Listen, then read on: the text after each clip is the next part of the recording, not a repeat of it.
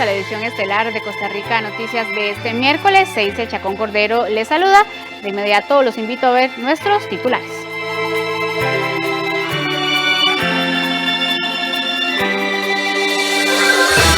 La Fiscalía Adjunta de Probidad, Transparencia y Anticorrupción confirmó que tramitan una investigación por el presunto delito de tráfico de influencias en el proceso de vacunación contra la COVID-19. La Comisión Nacional de Vacunación anunció este miércoles que los jóvenes de 16 y 17 años con factores de riesgo también podrán vacunarse contra la COVID-19 en el grupo 3.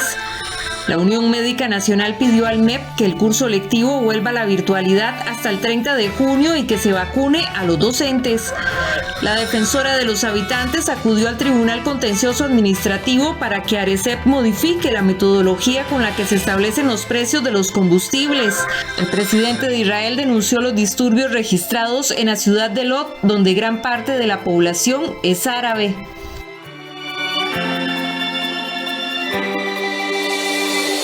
Iniciamos esta edición de noticias haciendo un repaso por los datos de nuevos contagios de COVID-19 reportados hoy por el Ministerio de Salud. Enseguida los vemos en pantalla. Y es que lamentablemente, nuevamente se da un nuevo pico de nuevos casos. Estamos superando los 3.000 casos nuevos. Como usted lo observa en pantalla, para hoy se registran un total de 3.173 nuevos contagios, para un total de casos de 276.887. La cantidad de fallecidos, al igual que ayer, es de 26. Lamentablemente, 26 personas perdieron la vida en las últimas 24 horas y el total de personas que han fallecido durante la pandemia a causa de este virus es de 3.482. Lamentablemente, las cifras de personas internadas también sigue en aumento y es abismal. 1.320 personas en este momento están hospitalizadas, de las cuales 487 ocupan una cama de cuidados intensivos. Lamentables estas cifras. Hacemos el llamado nuevamente a todas las personas para que se cuiden, para que se queden en casa si no necesitan salir y, por supuesto, para que adopten y refuercen todas las medidas sanitarias de las que tanto se ha hablado desde que inició esta pandemia. Ahora tenemos información en vivo porque estudiantes y profesores de la Escuela León Cortés Castro en Carrizal de Alajuela hicieron esta mañana un homenaje con violines e instrumentos al profesor de música que falleció por la COVID-19. A la fecha, según datos del Sindicato de Trabajadores de la Educación, 18 educadores han fallecido a causa de este virus. El detalle de esta noticia lo tiene nuestra compañera Andrea González en vivo. Adelante, Andrea, muy buenas noches. Buenas noches, amigos televidentes. Nosotros logramos hablar el día de esta mañana con una de las docentes de la escuela de Carrizal. Ellos nos aseguraron que estaban muy tristes por el fallecimiento de este profesor, que no es el único contagiado en este centro educativo. Hay 7 personas más que aseguran se fueron contagiadas a causa, mientras que realizaban su trabajo de educación en la escuela de León Cortés. Esta es la información que preparamos.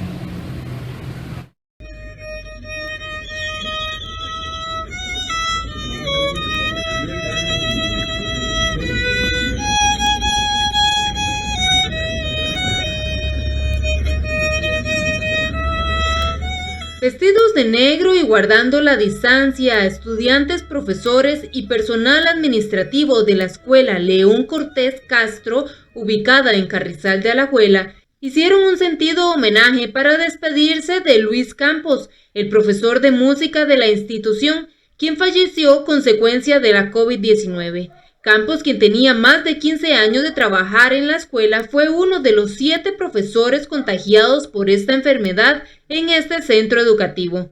Sus compañeros afirman que todos ellos obtuvieron el virus del SARS-CoV-2 mientras trabajaban dando clases. Según el Sindicato de Trabajadores y Trabajadoras de la Educación Costarricense, SEC, en las últimas 2 semanas han fallecido 18 maestros y profesores, y un total de 51 en lo que va del año. Ante la situación, este miércoles el centro educativo suspendió las lecciones presenciales y virtuales para levantar la voz sobre el riesgo que aseguran conlleva el continuar con las lecciones presenciales en medio de la pandemia. La marcha que realizó nuestra institución pretende alzar la mano como muestra de apoyo y también con un corazón muy dolido por la pérdida de nuestro compañero, el cual se contagió en nuestra institución, así como los otros 7 profesores que han salido positivos. Pero no solo por ellos, sino por todos los educadores, familias, niños, que día a día tienen que estar en riesgo.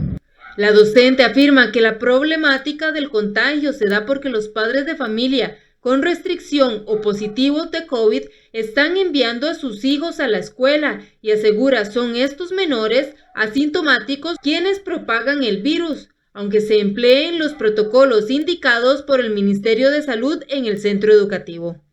La situación se presenta en que los niños no presentan síntomas, pero sí los padres se encuentran en cuarentena o con una orden sanitaria y aún así ellos envían a los niños a la institución. Entonces eso fue lo que provocó que algunos profesores se contagiaran, pese a las medidas y todos los protocolos que nuestra escuela tiene. Entonces la situación sí es preocupante. Nosotros como institución hemos respetado todas las directrices que el Ministerio de Educación Pública ha enviado y nosotros por vocación y por amor a nuestra profesión estamos día a día en el salón de clases para poder sacar adelante el curso lectivo. Sin embargo, lamentablemente ya cobró hasta una vida de uno de nuestros compañeros. Este centro educativo emplea a cerca de 50 personas, incluyendo personal administrativo, y atiende a cerca de 500 menores de materno hasta 6º grado de la escuela.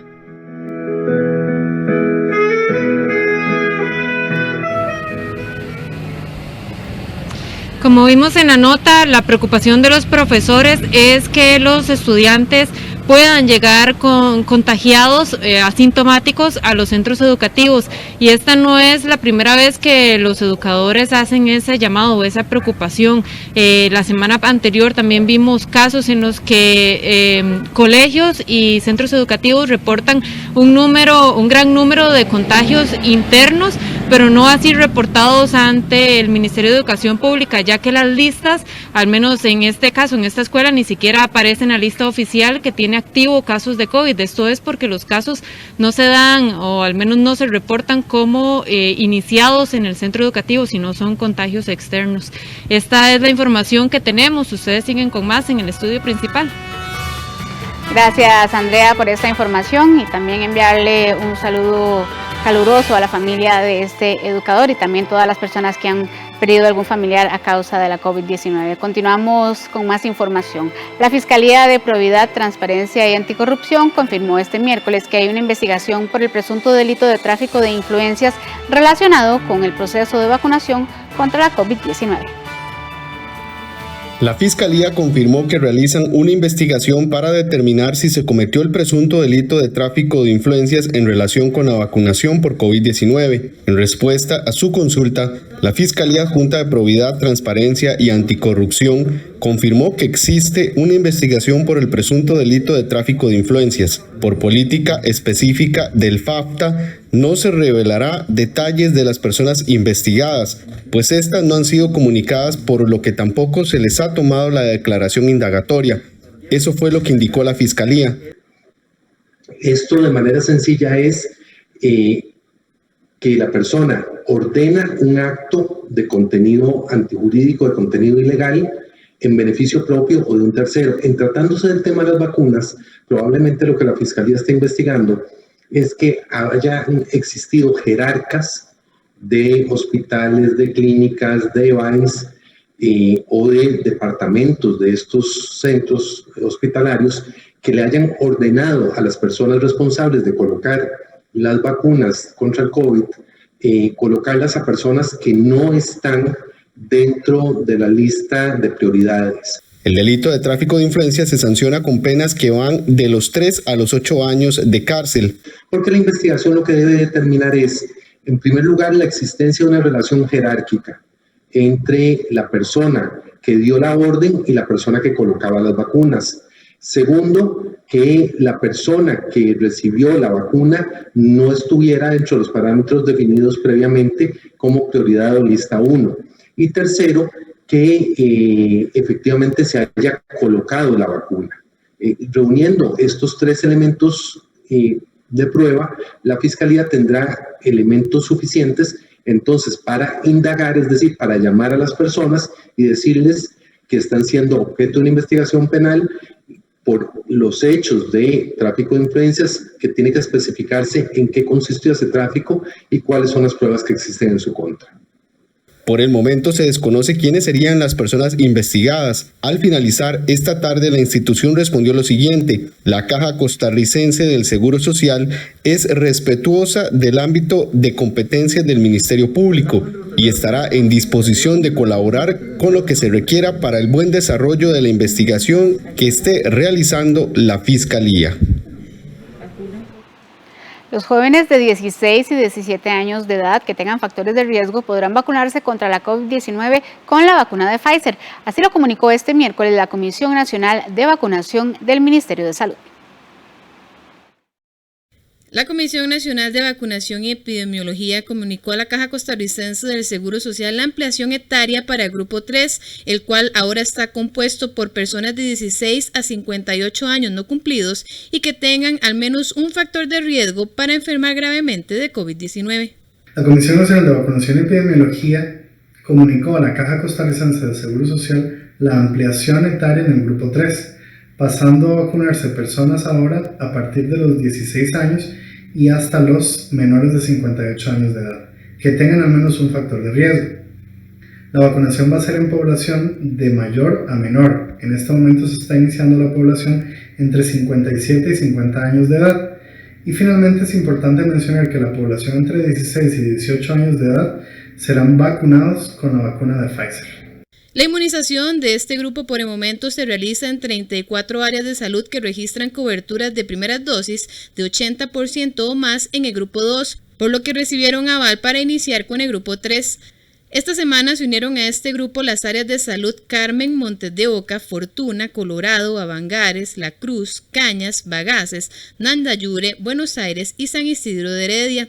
Las patologías incluidas como factores de riesgo son lupus, artritis, hipertensión arterial, diabetes, cardiópatas, trasplantados, VIH, enfermos respiratorios crónicos, obesidad grado 3 y mórbida, pacientes con cáncer y cualquier otra enfermedad inmunodeficiente primaria o secundaria o autoinmune referida por el especialista correspondiente, así como síndrome de Down.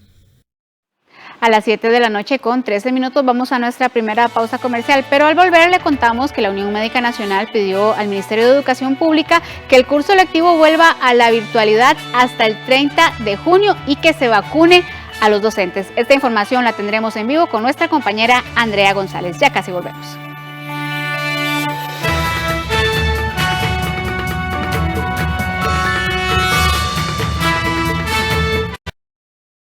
Hay un banco que sí es diferente a todos los demás. Es el único banco que durante los últimos 20 años ha dedicado más de 84.900 millones de sus utilidades para impulsar actividades de bienestar social, que se destaca por construir oportunidades para las personas, apoyando el desarrollo de nuestras comunidades.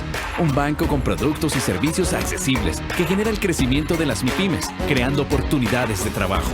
Nosotros sí somos diferentes. Banco Popular y de Desarrollo Comunal. Construimos bienestar. AGECO tiene una buena noticia para todas las personas mayores y sus familiares. Gracias a la televisión, ahora podemos seguir estando cerca a pesar de la distancia, disfrutando de Buena Vida. El nuevo programa de AGECO y 13, Costa Rica Televisión. Buena Vida, de lunes a viernes a las 2:30 de la tarde, por 13, Costa Rica Televisión.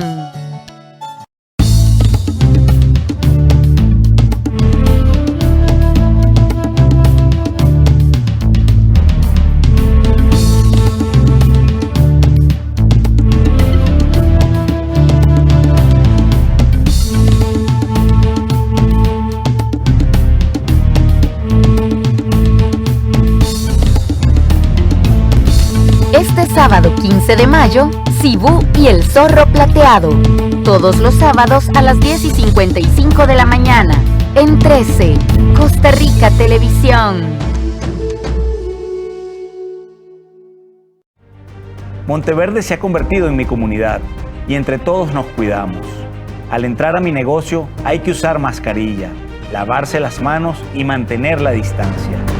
Yo tuve COVID, pasé por momentos muy duros y no quiero eso para mi familia ni para mis vecinos y amigos. Queremos que más personas puedan conocer este maravilloso país con seguridad. Y eso solo se logra si nos cuidamos todos.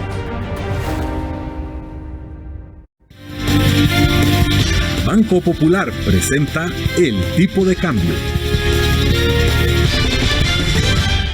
7 de la noche con 16 minutos. A esta hora hacemos un repaso de cómo estará la compra y venta del dólar para mañana según la información que brinda el Banco Central de Costa Rica. Como lo observa en pantalla, la compra estará en 611 colones con 97 céntimos y la venta 618 colones con 31 céntimos. Banco Popular presentó El Tipo de Cambio. Como le adelantamos antes del corte comercial, la Unión Médica Nacional le pide al Ministerio de Salud suspender hasta por 2 meses las clases presenciales. Los médicos afirman que el incremento en la propagación del virus coincidió con el inicio del curso lectivo. Además dicen que es riesgoso asegurar que las escuelas y colegios no son focos de contagio.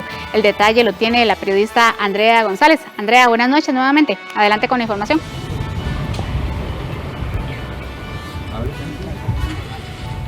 Buenas tardes, amigos televidentes. De nuevo, nosotros tenemos un tema que igual con el tema vinculado con la educación y con este tema COVID que aflige al país. La Unión Médica Nacional solicitó esta tarde que el le solicitó al Ministerio de Salud suspender por lo menos hasta el 30 de junio las clases presenciales, esto para reducir la curva de contagio de COVID y tratar de descongestionar un poco el servicio de salud. Veamos lo que nos dijeron. La Unión Médica Nacional le solicitó esta tarde al Ministerio de Salud suspender las clases presenciales, por lo menos hasta el 30 de junio, con el objetivo de reducir la curva de contagios de la COVID-19, que mantiene saturado el sistema de salud. Los médicos aseguran que la medida debe de venir acompañada con otras restricciones para que esta sea efectiva, y aunque las clases presenciales no son la única causa, afirman sí está influyendo en el pico de contagios de la enfermedad. Nosotros consideramos que mantener un curso lectivo presencial es uno de esos factores que ha pesado en este momento de la pandemia y que debe llamarnos la atención. En las últimas 2 semanas, 18 educadores han perdido la vida por causa del COVID-19. Aclaran, son conscientes de la importancia del contacto de los estudiantes con los profesores. Sin embargo, afirman, la realidad actual sobrepasa las condiciones que el país podría sostener. Estamos pidiendo ahorita hasta el 30 de junio, entonces ahora, visto que el 1 de julio es el periodo de vacaciones de los muchachos, y entonces una vez finalizado ese periodo de vacaciones, analizar cuál es la condición epidemiológica del país. Según los reportes de contagio en centros educativos en las últimas 3 semanas, las alertas han rondado el millar, siendo 950 las registradas para la última semana. Ante estos datos, el Ministerio de Educación ha sostenido que los centros educativos no son focos de contagio. Para afirmar eso, usted tiene que tener estudios fundamentados en anticuerpos o en PCR para decir que no hay focos de contagio, básicamente porque los niños pasan la mayor parte de su proceso asintomáticos, y ahí es donde viene el problema. Decir que no son focos porque no estamos registrando, porque no estamos testeando, no es de recibo. En la misma misiva dirigida al Ministerio de Salud, la Unión Médica solicita incluir a los profesores en un grupo prioritario de vacunación y no solo aquellos que tengan condiciones de riesgo. Sandy, vicepresidenta de la Unión Médica, afirma que las medidas aprobadas por el Ministerio de Salud para impartir las clases no son suficientes y asegura que uno de los principales problemas son los pacientes asintomáticos que propagan el virus, como sucede a su criterio en la mayoría de los niños y jóvenes. Declaraciones de una directora de escuela que dijo que un chico había dicho: tengo el secreto de que mi mamá tiene COVID, pero me mandó a la escuela y dijo que no dijera que tenía COVID. O sea, ¿cómo es posible que eso ocurra en este país? Eso revela el grado de inconsciencia que tiene una gran parte de la población hacia lo que es el COVID, que puede costarle la vida a cualquiera. La Caja Costarricense de Seguro Social ya ha afirmado en reiteradas ocasiones que el sistema de salud está colapsado, dejando a pacientes COVID en lista de espera. La solicitud la hizo esta misma tarde la Unión Médica al Ministerio de Salud. Sin embargo, consultado al respecto al Ministerio de Educación, ellos mantienen su postura de continuar con las clases presenciales, aunque los expertos afirman el sistema educativo, aún así, con todo y sus protocolos, significa un riesgo para el aumento de contagios de COVID-19 en el país. Ustedes tienen mucha más información allá en el set principal. Gracias, Andrea, por esta información. Continuamos con las noticias. Las autopsias de personas que murieron de manera violenta, pero que eran portadores de COVID-19 sin saberlo, aumentaron en las últimas semanas, de acuerdo con Medicatura Forense del OIJ. Además, confirmaron que en los últimos días realizaron la autopsia de 3 hombres que murieron solos en sus viviendas y que no tenían registro de atenciones médicas o de diagnóstico positivo del virus. El aumento de casos de COVID-19 también está presionando el servicio de Medicatura Forense del OIJ. De acuerdo con el jefe de la sección de patología forense del OIJ, Jorge Aguilar, la situación del país con el aumento de casos les preocupa, debido a que en las últimas semanas se ha presentado un aumento de casos donde se realiza la autopsia de personas que fallecieron de manera violenta como accidentes de tránsito y que luego de la prueba determinan que eran portadores del virus. En el año 2020, Medicatura Forense realizó 2.800 autopsias y en lo que va del año han realizado 1.140. De esas casi 4.000 autopsias, 80 han resultado que eran portadores del virus. El médico forense confirmó que en las últimas semanas han realizado la autopsia de 3 hombres quienes murieron solos en sus viviendas donde no había certificado de atención médica y que fueron los vecinos quienes dieron el aviso a las autoridades. Hemos detectado que ha habido un aumento en los casos que han salido positivos, sobre todo casos de personas, digamos, en las últimas semanas creo que hay como 3 casos que son muertes en circunstancias muy similares, personas que vivían solas, que no tenían ningún antecedente aparentemente o que nadie les conocía el antecedente, que no hay un familiar que dé información, o tenemos información muy escueta de algún vecino o algo así. Por ejemplo, recientemente una persona que murió en un apartamento y los vecinos lo que dijeron es que lo habían escuchado que tenía problemas de tos, que lo escuchaban toser mucho. Debido a que en estos casos no hay mayor información como antecedentes de salud, al no haber registro de atenciones médicas o de que le hicieran la prueba, es que el OIJ lo asume como una muerte en investigación. Pero con esas historias muy escuetas que no nos dan claridad de un diagnóstico presuntivo más definido, tenemos que recurrir a pensar, dada la situación nacional, ¿verdad?, que estamos en un contexto de pandemia y con los cambios que se ha tenido en la evolución de la sintomatología y los signos que presentan las personas infectadas por este virus, tenemos que nosotros asumir y pensar previamente como una posibilidad una infección por SARS-CoV-2. De acuerdo con la información del médico forense, esas 3 personas tenían entre 46 y 70 años de edad. Un grupo de diputados representantes de la provincia de Limón exigió al gobierno duplicar los esfuerzos en la vacunación del COVID-19 a sus coterráneos. La solicitud se da luego de que la Contraloría General de la República dejara entrever que existe una amplia brecha entre la vacunación que se registra en distintas zonas del país y el Caribe, lugar donde se registran los números más bajos de personas vacunadas. En lugares como Colorado y Acosta, los porcentajes de vacunación son del 89,1% y 73,4%, en tanto en lugares como Guapiles y Limón, el porcentaje de vacunación es de un 18,6% y un 16,1%. Esta es una de las principales conclusiones que señala el informe que brindó la Contraloría General de la República sobre las importantes brechas detectadas en el ritmo de vacunación para diferentes regiones del país, lo cual ha provocado reacciones en el Congreso.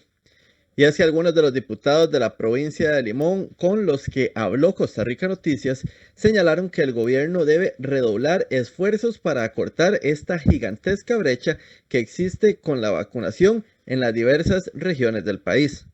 Ante la cantidad de casos de COVID que hemos tenido en las últimas semanas en los cantones de Limón, de Pocosí y Guásimo, es importante que las autoridades del Ministerio de Salud y la Caja Costarricense del Seguro Social redoblen los esfuerzos para lograr atender esta situación.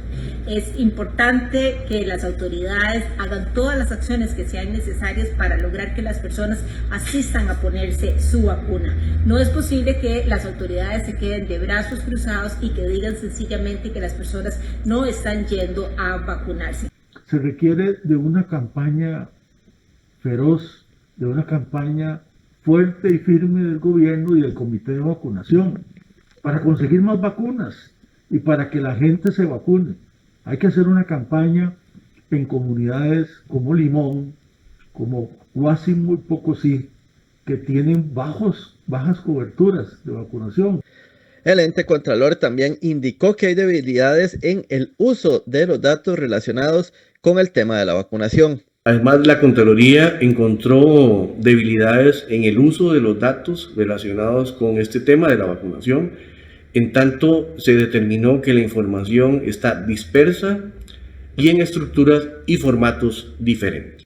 Ante esto, el diputado del Partido Integración Nacional llamó a realizar una investigación más exhaustiva de qué es lo que está sucediendo con la vacunación. El informe de la Contraloría General de la República, donde nos dice que más de 6.000 personas detectadas con COVID positivo no tenían la fecha del examen. Eso nos parece sumamente grave, porque es fundamental dar seguimiento epidemiológico alrededor de las personas que han estado en contacto. Por lo tanto, nos parece que debemos de investigar más a fondo si además de eso no se les anota alguna otra información. Pese a los esfuerzos que se hacen en el país, el ente Contralor señaló que acelerar el proceso de vacunación para evitar un mayor contagio de la COVID-19 es realmente urgente. A las 7 de la noche con 28 minutos hacemos una nueva pausa comercial. Al volver le contamos que la defensora de los habitantes acudió al Tribunal Contencioso Administrativo para que la ARECEP modifique la metodología con la que se establecen los precios de los combustibles. Ya casi volvemos con el detalle de esta información.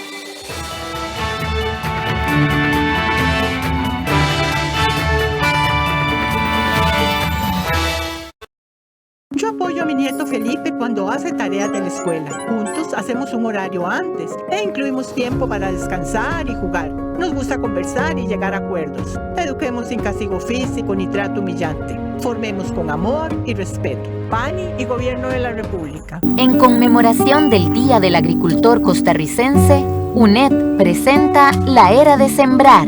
La agricultura es esa forma de vida donde uno trabaja en un laboratorio abierto al aire libre. Historias campesinas de éxito y sacrificio. Son los que de verdad tienen aquella bondad de ver a la tierra como la herramienta principal de su trabajo. Este miércoles a las 9 de la noche, con repetición el sábado a las 4 de la tarde. Esta semana en Economía Creativa, conozca un negocio que fusiona la salud, el sabor y la historia. Hablamos de la miel maya, un producto hondureño que se vende en todo el mundo. Economía Creativa, domingo 16 de mayo, 8:30 de la mañana, por 13, Costa Rica Televisión. Es urgente que ahorremos agua. Mientras nos enjabonamos las manos y lavamos los platos, cerremos la llave y al abrirla reduzcamos la presión del agua. Revisemos que no existan fugas en el servicio sanitario. Reguemos las plantas de noche y con un recipiente pequeño. Al lavar, aprovechemos el agua con una tanda completa de ropa. Por su seguridad y la protección ante el COVID-19, comprometámonos con el ahorro de agua. AIA, 60 años de llevar salud y bienestar.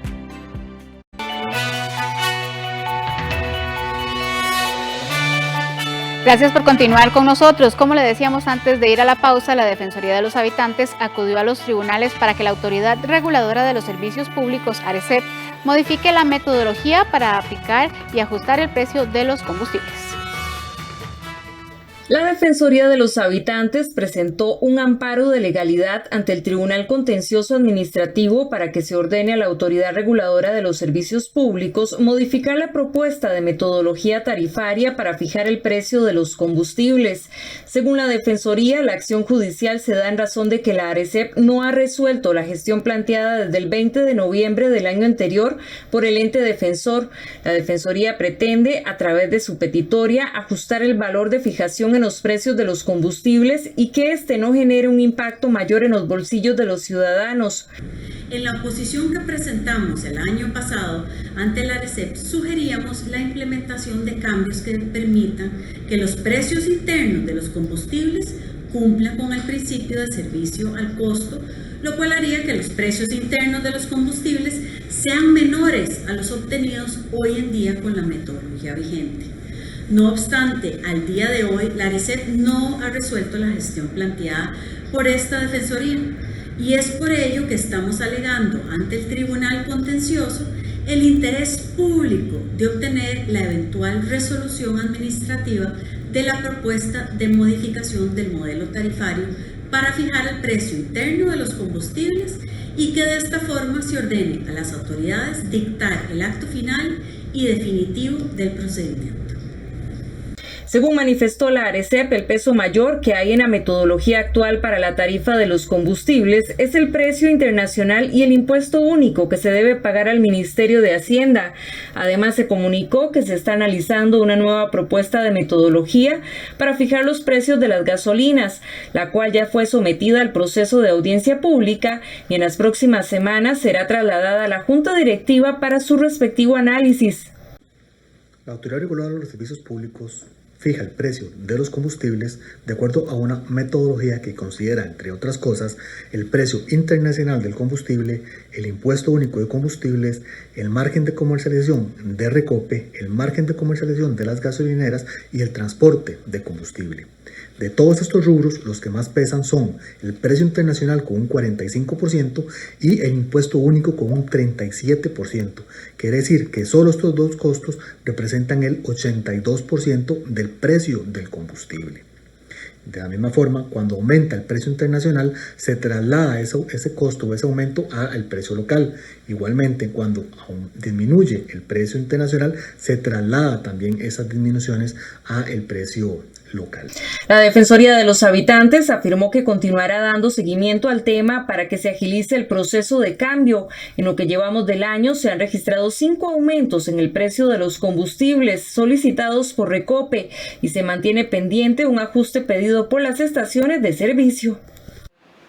El CINAR avanza en el compromiso con la televisión digital abierta y gratuita y trabaja para brindar un mayor servicio en el territorio nacional. La Comisión Mixta de Televisión Digital continuará progresivamente con la transición de análogo a digital a partir del próximo 14 de julio. Sinar Costa Rica Medios avanza en el compromiso con la televisión digital abierta y gratuita al conectar equipos de alta tecnología durante la última semana de abril en Cerro Adams en Golfito, la colocación de los nuevos transmisores en mayo en el Cerro Buenavista, conocido como Cerro de la Muerte, y culminar con Cerro Santa Elena en Monteverde. Con una inversión de 448 millones de colones se compró y se están instalando los equipos, los cuales vienen a aumentar la cobertura, calidad de imagen y nuevos servicios que con la televisión análoga no se podían brindar.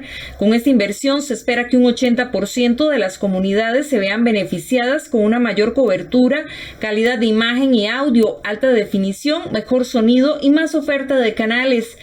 El SINAR se ha venido preparando para cumplir con las fechas establecidas por el MISID del apagón analógico en la zona 2, que era para el 14 de julio del 2021. El SINAR ya tiene los equipos en el país, ya hemos venido instalando en la zona de Golfito, ya se ha instalado el transmisor digital, por lo que ya pueden en la zona de Golfito empezar a disfrutar la televisión. En este momento estamos ya también se instaló en Buenavista, en el Cerro Buenavista, en Pérez Celedón, ya está también instalado el transmisor. En este momento estamos haciendo un cambio del transmisor del Irazú, con un transmisor de mayor potencia, y la próxima semana, si el tiempo nos ayuda, estaríamos concluyendo ya con las 4 torres en el Cerro Buenavista. Precisamente la Comisión Mixta de Televisión Digital, integrada por el MISID, CONARE, SINAR, SUTEL, Infocom, CAMTIC y Canartel, recomendó al Poder Ejecutivo continuar progresivamente con la transición a la televisión digital a partir del próximo 14 de julio y se sugirió definir una nueva región para el cese de transmisiones analógicas. A partir del 14 de julio de 2021, cesar las transmisiones analógicas provenientes del Cerro Buenavista. A partir del 22 de septiembre de 2021, cesar las transmisiones analógicas provenientes del Cerro Santa Elena. De esta manera alcanzaremos un total de un 80% de la población costarricense que se estará uniendo a este apagón analógico. El restante 20% podrá unirse a este apagón con fecha máxima el 14 de julio de 2022. De esta manera continuamos avanzando para atender a las regiones fuera de la gran área metropolitana en este paso a la televisión digital.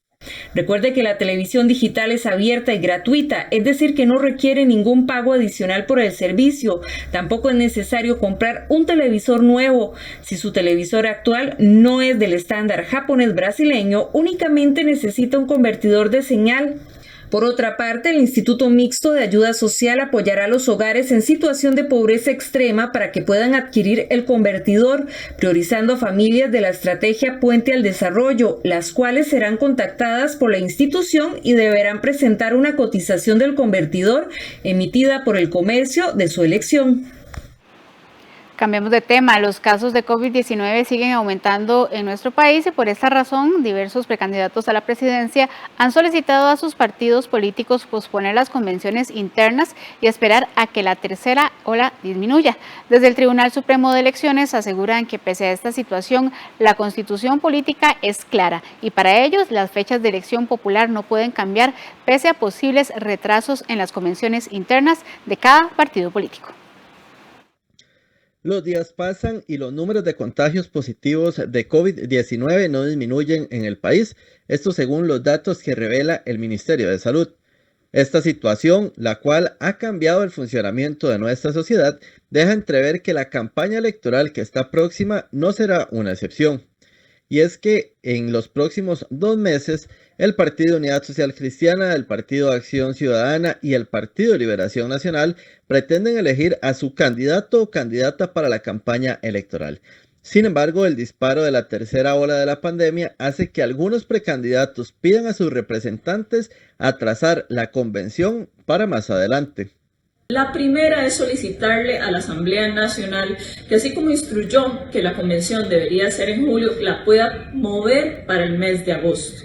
También aterrizar y por supuesto acordar el mecanismo de proporcionalidad que ha sido ampliamente debatido en este partido, de manera tal que todas las líneas de pensamiento tengan posibilidad de resultar electas y representadas en los distintos espacios partidarios. Y por último, la posibilidad de explorar la elección de estructuras cantonales y territoriales vía papeletas, de manera tal que corresponda con el cuidado de las y los partidarios. Estoy enviando una solicitud formal al Comité Ejecutivo del Partido de Unidad Social Cristiana, solicitándoles que pospongamos al menos en un periodo de un mes las elecciones de las distritales y de la convención. Lo hago por la difícil situación que estamos pasando, que atraviesa el país, que atravesamos todos. Los casos confirmados de COVID se están saliendo de control. En el caso de los verdiblancos, los 5 precandidatos habían señalado que el cambio de fecha para elegir el candidato podía verse con el visto bueno. Sin embargo, hoy José María Figueres aseguró que él prefiere que se mantenga el próximo 6 de junio. Esta decisión se estará tomando el próximo 15 de mayo en una asamblea nacional que los verdiblancos convocaron de manera extraordinaria debido a la misma preocupación del qué puede pasar con la votación en momentos en que se han disparado los casos positivos de COVID-19. Ante la crisis sanitaria que nos rodea, el Comité Ejecutivo, en conjunto con el Directorio y en constante diálogo con los precandidatos y el Tribunal de Elecciones Internas, hemos analizado y anticipado las variables jurídicas, logísticas y sanitarias que involucran nuestro proceso electoral.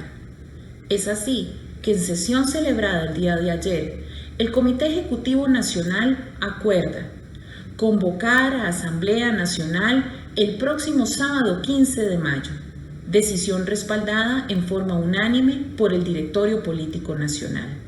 Ante todo este panorama y los cambios que podrían existir en las convenciones internas de los partidos, el Tribunal Supremo de Elecciones explicó que si las agrupaciones políticas modifican la fecha de elección de los candidatos, esto no tendrá una afectación en el cronograma que ya está establecido en la Constitución Política para elegir al presidente de la República.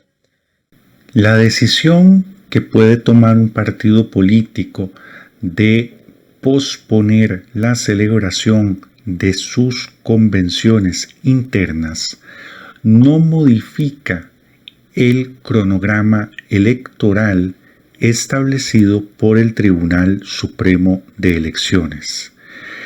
Y no lo modifica porque las fechas establecidas en ese cronograma responden a las regulaciones del proceso electoral definidas en la Constitución Política.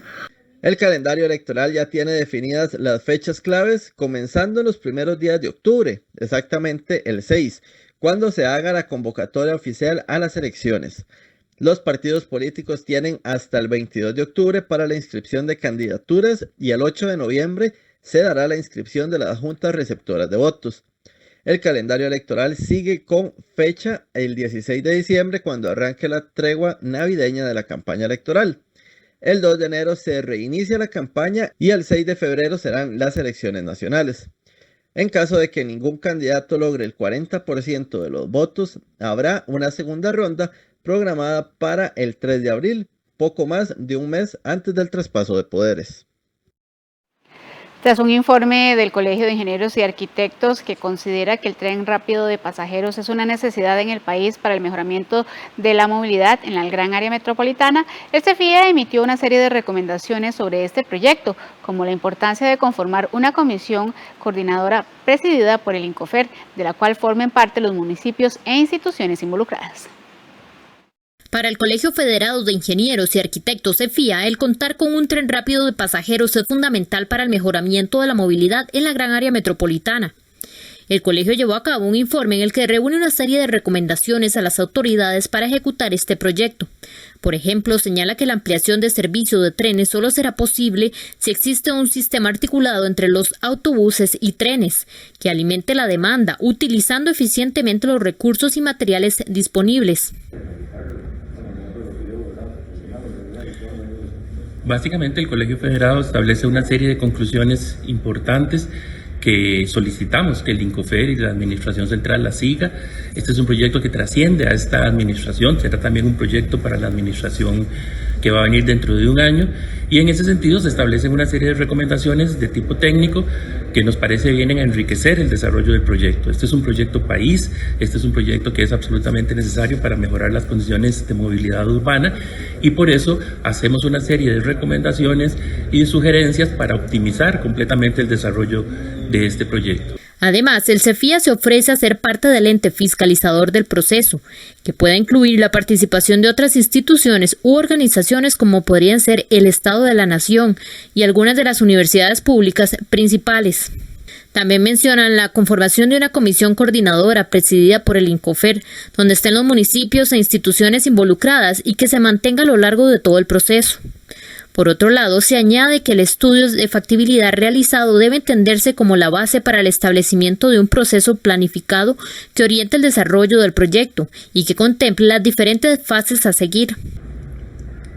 El Colegio Federado de Ingenieros y Arquitectos está totalmente de acuerdo con seguir con el desarrollo y planificación del tren rápido de pasajeros.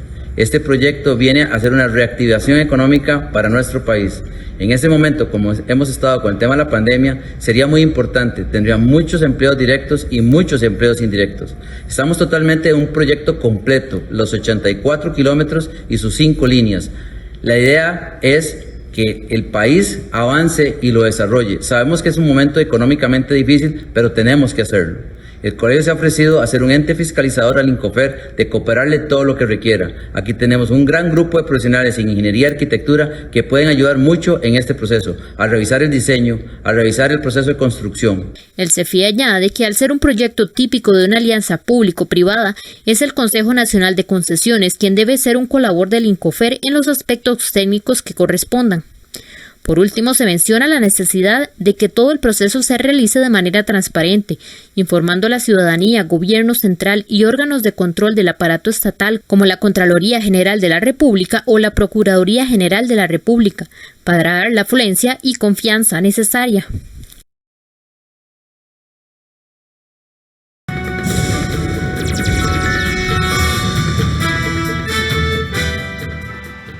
Siete de la noche con 46 minutos. A esta hora le damos la bienvenida al set de Costa Rica Noticias a nuestra compañera Andrea Salazar de Deportivas. Andrea, muy buenas noches, ¿cómo está? Muy bien, ¿está Denzel? Bien, por dicha, todo listo entonces mañana para la última fecha de la fase regular. Así es, Denzel, como usted lo dice, pues mañana es un día de muchas emociones. A las 3 de la tarde va a arrancar esta fecha número 22 que ya va a terminar de definir todo en esta fase regular, porque todavía hay muchas cosas en el aire. Solo Alajuelense y Santos tienen seguridad en este momento. Herediano es uno de los equipos que está más obligado para mañana. Se va a enfrentar a Limón, que Limón necesita sacar 2 puntos para evadir esa liguilla del no descenso, y Herediano, por supuesto, en su año del bicentenario no va a querer quedarse fuera de esas semifinales. Así que hay muchas emociones, todos los partidos a las 3 de la tarde, todos los partidos definen algo, así que bueno, no quedaba otra que dejar todos y cada uno de los juegos a esa hora.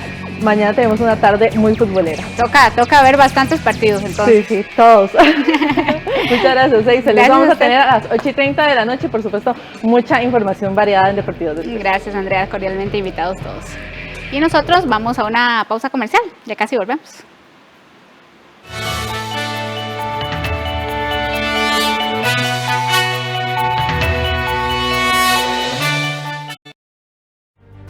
Monteverde se ha convertido en mi comunidad y entre todos nos cuidamos. Al entrar a mi negocio hay que usar mascarilla, lavarse las manos y mantener la distancia. Yo tuve COVID, pasé por momentos muy duros y no quiero eso para mi familia ni para mis vecinos y amigos.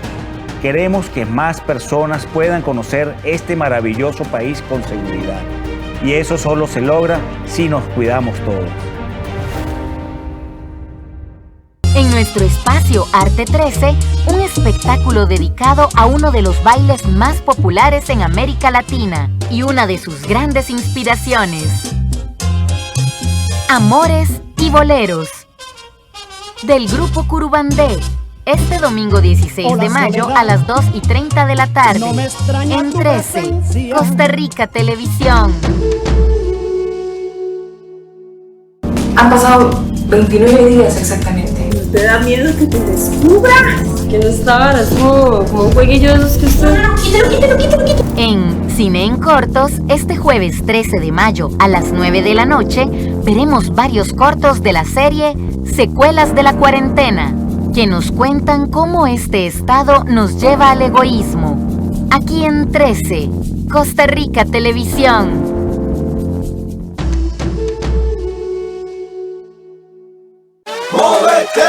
Tus metas no se detienen. CONAPE se mueve con vos. Por eso, si estás trabajando, te presta sin fiador. Solicita hoy mismo tu préstamo en línea. CONAPE.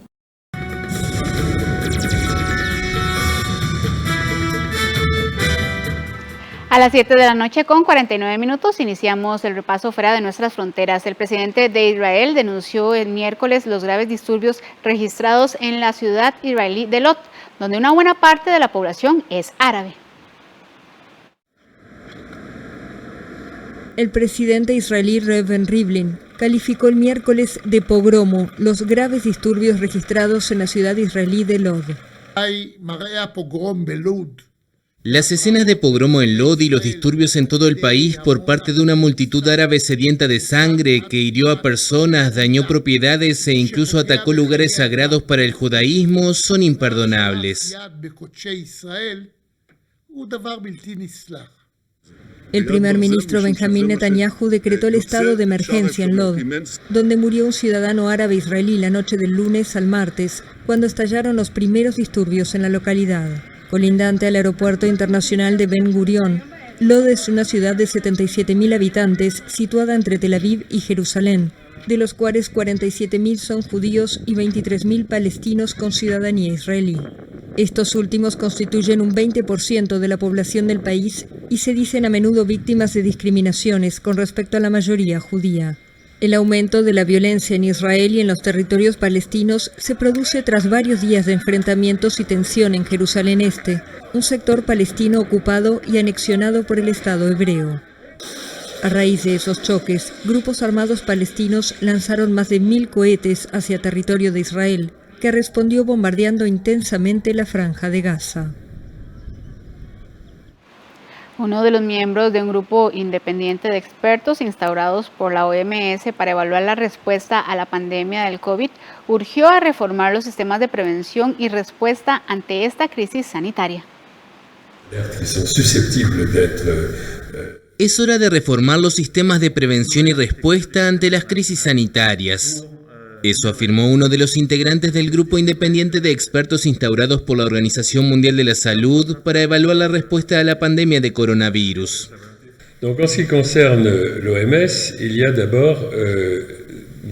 En lo que la OMS se refiere, hay una especie de obsolescencia del sistema de alerta. Bajo la normativa sanitaria internacional, un país se comunica con la OMS que pide información adicional. Hay un circuito un poco burocrático que incluye la oficina de la OMS en el país, a la OMS en Ginebra y al gobierno del país. También está el hecho de que la OMS no puede publicar nada sin el permiso del gobierno en cuestión. Il y a aussi le fait que l'OMS ne peut rien publier sans la permission du gouvernement en question. Michel Kazatchkin, exdirector del Fondo Mundial contra el SIDA, la tuberculosis y el paludismo, aseguró que una crisis como la que vive el mundo enseña que la salud no es solo algo sanitario, sino que es social, económico y político. Tanto los países ricos como los pobres se han visto afectados, así que si el mundo no pone manos a la obra y dice trabajemos juntos para que esto no vuelva a suceder, ¿qué podemos esperar? En nuestro informe decimos si no es ahora, entonces ¿cuándo? Que faut-il encore attendre, n'est-ce pas? Dans notre rapport, nous disons if not now, then when. El grupo propone que la OMS pueda publicar en tiempo real todas las informaciones de las que disponga sin permiso de los gobiernos. También recomienda que en el futuro haya una especie de Consejo de Seguridad permanente sobre las graves urgencias sanitarias. Reforma. Continuamos con más noticias. El presidente de Argentina, Alberto Fernández, recibió este miércoles el respaldo de su homólogo Emmanuel Macron para la renegociación de la deuda con el Fondo Monetario Internacional y el Club de París. El presidente argentino sigue sumando respaldos en Europa para su renegociación de deuda con el Fondo Monetario Internacional. Alberto Fernández se reunió el miércoles con su par francés Emmanuel Macron, quien también lo alentó a dialogar de forma constructiva con los acreedores del Club de París. Queremos que Argentina llegue lo antes posible a un acuerdo con el Fondo Monetario Internacional para un programa que restaure la estabilidad macroeconómica del país. Conozco sus esfuerzos, presidente. Francia está a su lado. El mandatario argentino también recibió a inicios de semana el respaldo de Portugal y España en sus gestiones. Argentina debe devolver en los próximos 3 años prácticamente la totalidad de los casi 45.000 millones de dólares que el FMI prestó al anterior gobierno liberal de derecha de Mauricio Macri, para evitar en 2018 un colapso financiero y un default de los principales bonos estatales en dólares. También debe enfrentar este año un vencimiento por 2.400 millones de dólares con el Club de París. La próxima escala de la gira europea de Fernández será Italia, donde mantendrá una reunión con el primer ministro Mario Draghi. Además tendrá un encuentro con su compatriota el Papa Francisco en la Santa Sede. Air France y Airbus serán enjuiciados por homicidio involuntario debido a su responsabilidad indirecta en el accidente del vuelo Río-París, en el que murieron 228 personas en el año 2009, según lo dictaminó este miércoles la justicia francesa. El Tribunal de Apelación de París ordenó el miércoles que las compañías Air France y Airbus sean enjuiciadas por homicidio involuntario por su responsabilidad indirecta en el accidente del vuelo Río-París de 2009, en el que murieron 228 personas. La decisión, reclamada por la Fiscalía General y los familiares de las víctimas, invalida el sobreseimiento anunciado en 2019 a favor de la aerolínea y el fabricante de aviones, al cierre de las investigaciones. Los abogados de Airbus anunciaron de inmediato que presentarán un recurso ante el Tribunal Supremo y denunciaron una decisión injustificada. En cambio, los familiares de las víctimas recibieron la noticia con emoción. Es un gran alivio para nosotros porque son 12 años de procedimientos y es verdad que en los últimos años ya no creíamos más.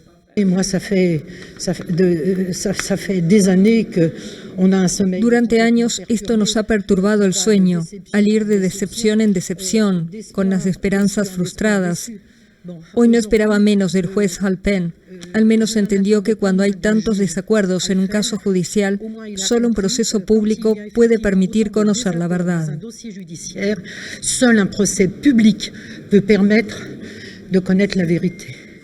El 1 de junio de 2009, un Airbus A330 que cubría la ruta Río de Janeiro-París se estrelló en el Océano Atlántico.